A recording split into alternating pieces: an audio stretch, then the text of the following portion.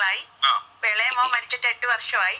മോളെ രണ്ടാളെ കല്യാണം കഴിപ്പിച്ചയച്ചു. ഒരു ഫ്ലവേഴ്സിന്റെ മൂത്ത മോനെ വന്നിരുന്നു പറയുന്ന ഒരു അമ്മയുടെ വാക്കുകൾ. അവൻ എന്നെ കാണാൻ വന്നിട്ടില്ല. മൂത്ത മോൻ കാണാൻ വന്നിട്ടില്ല. മക്കളുടെ വഴിയിലാക്കി കഴിയുമ്പോൾ സംഭവിക്കുന്ന കാര്യങ്ങളാണ്. അവരങ്ങ് ജോലി സ്ഥലത്ത് പോയി. പിന്നെ 3 പെൺപിള്ളേരെ അഡോപ്റ്റ് ചെയ്തു.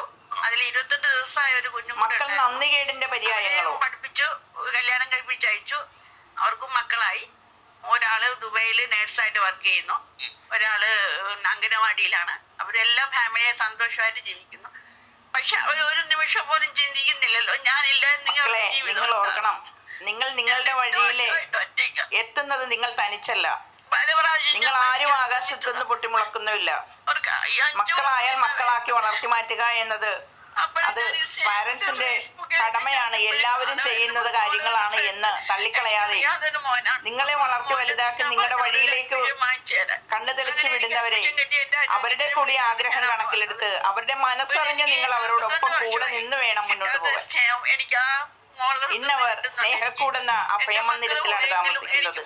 3 മക്കളെ അഡോപ്റ്റ് ചെയ്ത് 2 സ്വന്തം മക്കള് എല്ലാവരും വളർന്നു വലുതായി. ശേഷം അവരവരുടെ കൂടുകളിലേക്ക് പറന്നുപോയി. മക്കള് കൊടുക്കാത്ത സ്നേഹം സ്നേഹക്കൂടിലെ എല്ലാമായി നിൽക്കുന്ന നിശ കൊടുക്കുന്നുണ്ട് ഈ അമ്മയ്ക്ക്. ഇതിനാണോ മക്കളെയൊക്കെ വളർത്തി വലുതാക്കി വലിയ വലിയ ജോലിയിലേക്കൊക്കെ ആക്കി വിടുന്നത്? ഇല്ല.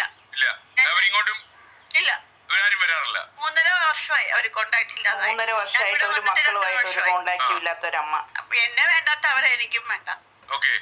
കല്യാണം കഴിച്ചതിന് ശേഷം അവർക്ക് അവരുടെ അമ്മക്കൊക്കെ അവരുടെ ഭാര്യമാരെയും പെൺപിള്ളേർക്ക് അവരുടെ ഹസ്ബൻഡിനെയൊക്കെ കിട്ടിക്കഴിഞ്ഞപ്പോ അവർക്ക് അവരുടെ സുഖം മാത്രമേ ഉള്ളൂ. അമ്മ എന്ന ഒരാള് ഉണ്ടായി. വിവാഹം കഴിഞ്ഞാൽ പിന്നെ കുട്ടികൾ ആരായാലും അവർക്ക് അവരുടെ സ്വന്തം സുഖത്തിൽ മാത്രമായിരിക്കും അവരുടെ ശ്രദ്ധ. ഞാൻ തെരഞ്ഞെടുത്ത ആണായാലും ഒരു പെണ്ണ് വേണം, പെണ്ണായാലും ഒരു ആണ് വേണം. തികച്ച് അവരെ അവരുടെ രൂപത്തിലേക്ക് ആക്കുകയും അവരുടെ വഴിയിൽ ആളാക്കുകയും ചെയ്യുന്നവരുടെ കൂടി സന്തോഷം ഞങ്ങളുടെ ഉത്തരവാദിത്തമാണ് എന്ന ചിന്തയില്ല. എന്റെ ജീവിതം എന്റെ ഉത്തരവാദിത്തം, മാതാപിതാക്കളുടെ ജീവിതം അത് അവരുടെ ഉത്തരവാദിത്തം എന്നാണ് ഇന്നത്തെ പിള്ളേര് പറഞ്ഞു തരുന്നത്. അപ്പോൾ ഇതൊക്കെയാണ് ഇവിടെ നടക്കുന്ന കാര്യങ്ങൾ. അപ്പോൾ ഓർത്തിരിക്കുക, ഇങ്ങനെയൊന്നും അല്ല മക്കള് തീർച്ചയായിട്ടും പെരുമാറേണ്ടത് എന്ന് ഓർമ്മപ്പെടുത്തിക്കൊണ്ട് ഈ വീഡിയോ നിങ്ങളിലേക്ക് ഷെയർ ചെയ്യുക. ചിന്തിക്കുന്നില്ല. നിങ്ങളാകാനായിട്ട് ഈ നിങ്ങളെ ഇത്രയും ആക്കിയ ആൾക്കാർ നിങ്ങളോടൊപ്പം ഇല്ലായിരുന്നുവെങ്കിൽ നിങ്ങൾക്ക് ആളാകാൻ കഴിയില്ല എന്നത്. അതുകൊണ്ട് നിങ്ങൾ ആളായി കഴിയുമ്പോൾ തീർച്ചയായിട്ടും അവരുടെ സന്തോഷം കൂടി നിങ്ങൾ മനസ്സിൽ കരുതണം. മാതാപിതാക്കളുടെ സന്തോഷം കൂടി നിങ്ങൾ ഏറ്റെടുക്കണം. എന്നിട്ട് വേണം നിങ്ങൾ നിങ്ങളുടെ വഴിയിൽ സന്തോഷിക്കാൻ. അവർക്ക് ഇഷ്ടമില്ലാത്ത, അവർക്ക് താല്പര്യമില്ലാത്ത ഒരു വഴിയിലൂടെയും നിങ്ങൾ സഞ്ചരിക്കരുത്. ഈ അമ്മയുടെ അവസ്ഥ ഒന്ന് കേട്ടു നോക്കിയോ. എനിക്ക് ആ മോളടുത്തുനിന്ന് കിട്ടുന്നുണ്ട്. എനിക്ക് എന്റെ മക്കള് പോയെങ്കിലും എനിക്ക് 3 മക്കളെ കിട്ടി. നിഷമോളെ, ആശമോളെയും കണ്ണം. സ്നേഹക്കൂട് അഭയമന്ദിരം കോട്ടയം, അവിടെയാണ് ഇന്ന് ഈ അമ്മ താമസിച്ചു പോരുന്നത്. വീട്ടിൽ കിട്ടാനുണ്ട്. മക്കളെല്ലാവരും ടൂ സെൽഫിഷ് എന്ന് പറയാതെ ഒരു രക്ഷയില്ല. സ്വന്തം കാര്യത്തിൽ മാത്രം ശ്രദ്ധ പുലർത്തുന്നു. സ്വന്തം ഇടങ്ങൾ പടുത്തുയർത്തുവാനായിട്ട് അവർ ശ്രദ്ധിക്കുന്നു.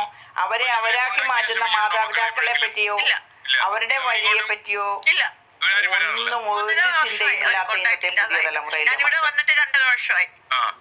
ഇതാണ് ഇന്നത്തെ പുതിയ തലമുറയുടെ പുതിയ വിശേഷങ്ങൾ. Okay, thank you.